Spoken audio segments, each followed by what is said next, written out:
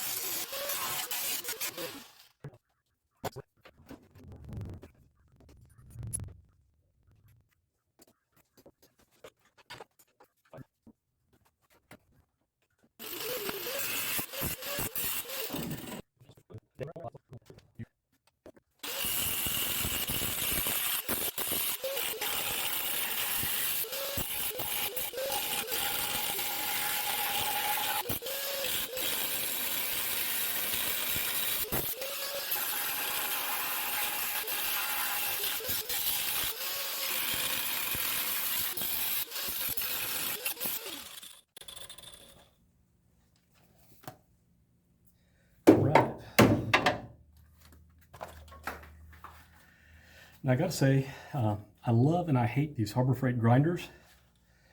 They're dirt cheap, and they're dirt cheaply made. This is my third one. My first one lasted about a year and conked out. The second one lasted about a month, but I bought this one already when that second one conked out. This one's lasted like 3 years. They are probably the lightest weight grinder you're gonna find. Easy to control, easy to work with. One of the problems with them is, they don't have a whole lot of strength to them. So if you're trying to push that grinding wheel through, it's just going to stop it. You have to let the speed of the grinding wheel do your cutting. That's good though, because you saw how much cutting I did. This is 3/16 plate, and I did most of the work with this one blade, and it's barely used. I did chunk out that one halfway through the other side, but that it makes your blades last longer when you have to rely on the speed. The other thing is, I can, if one of these goes out, I really don't care. Am I going to buy another one?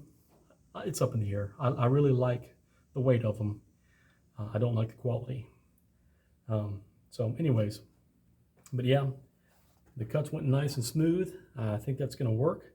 Now it's a matter of making some cardboard templates and getting some 3/16 plate. I am going to measure this because it may just be 1/8 inch, but I do want to go back with some thicker metal whenever I weld something in. So yeah, hopefully this weekend, now that I've got these cut out, I can get the metal and start welding the new metal into all the places in the cab. I still got one more thing I want to do. I want to, on the driver's side door striker, I want to get a wire wheel. I'm going to clean that off and make sure that metal's good before I finish up all the welding, because having seen how bad the other side was and all the cracks that you couldn't see, if I clean off that metal on that driver's side door striker and I see some cracked welds, that gives me something else to fix before I put away the welding gear. So we'll see how that goes. All right, quick little addendum here. I got a piece of this metal that I cut out, and I've got my El Cheapo dial calipers, and I've got it set to inches, and this measures out to 0.125 inches. That's 1/8 of an inch. If it were 0.185, I think, that would be 3/16. So I could probably get some 1/8 inch plate and weld that in here for the frame, and that would be just fine. I'm probably going to see if I can find some 3/16 just to get a bit better, I think a bit thicker material to weld with. We'll see. So I got this removed from the driver's side, and I don't even have to clean that up to know that I have to replace that. So instead of going and getting a piece off another truck, I'm probably going to try my hand at just taking some metal and trimming it to fit and welding it in there and seeing how I do. We'll see how that goes.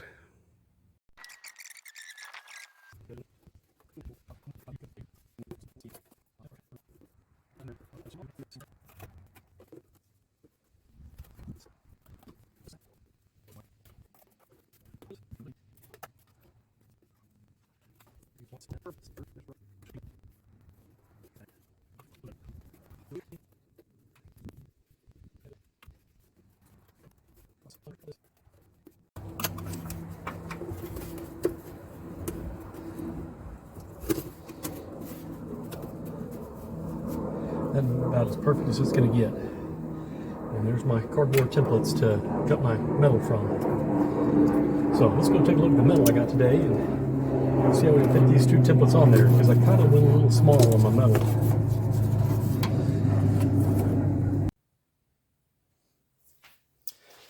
Alright, I'm out here in the garage. I got 2 chunks of plate at Patriot Steel today. This is 11 gauge, which is 1/8 inch, and this is 3/16 inch, and this is what I prefer to make my frame pieces out of. Honestly, I measured the frame yesterday, and it is 1/8 inch, but if I can make it a little bit bigger, a little bit tougher, that's what I need to do. And this piece is going to work perfectly. I was kind of afraid it might be a little too small. And this is the one I got to go a little taller on up here.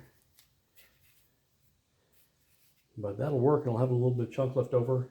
And this is what I'm going to make my patch panel for the door, which it's thicker gauge than what's in the door right now on the driver's side. But again, if I go a little thicker, I'll be a little happier with it. So my next thing is to mark out my templates, and then I'm going to get the cutting wheel here, and I'm going to start cutting these pieces out and get them ready to weld in. And again, I'm going to start a little bit larger. I'm going to come in about 1/4 inch from the edge, and this one I'm going to come in about 1/2 inch, and that'll give me a little bit more to play with in case something goes wrong. And then just naturally the chalk line here will be a little bit outside of that even. So again, start wide and sneak up on it.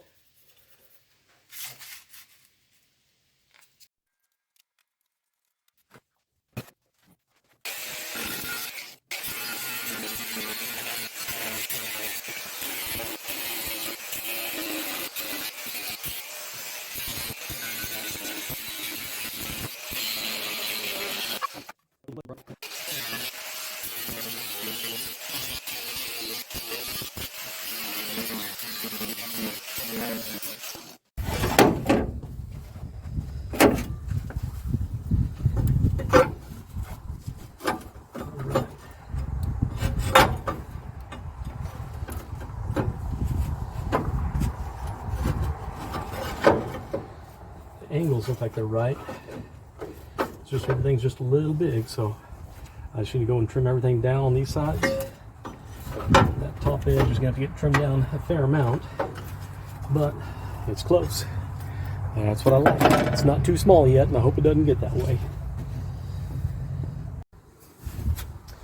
Alright, I'm going to grind this edge a little bit, bevel it for welding before I get much further, because that may change the shape of this.